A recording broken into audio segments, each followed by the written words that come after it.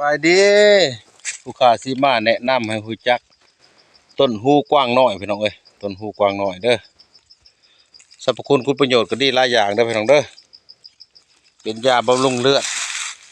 บำรุงห่างกายเด้อพี่น้องเด้อขุดเอาหากเด้อต้นฮูกว้างน้อยนี่ขุดเอาหากมันเด้อส่วนนี้ก็สิเป็นขุดเอาหากมาต้มกิน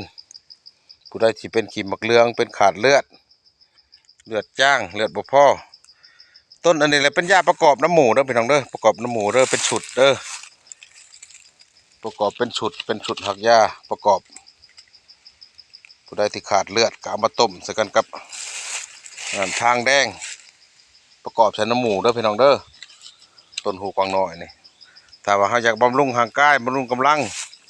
เขาก็เอาชุดบำรุงกำลังบำรุงห่างกายให้แหละเอาประกอบใส่กันก็เป็นชุดน้ำหมูเพิ่นเด้อต้นหูกวางน้อยเด้อพี่น้องเด้อขุดเอาหากสิไปบองเหล่าก็ได้ไปต้มกินก็ได้น้ำสิแดงเป่งขึ้นมาเลยเด้อพี่น้องเด้อบำรุงห่างกายได้ดีเด้อพี่น้องเด้อ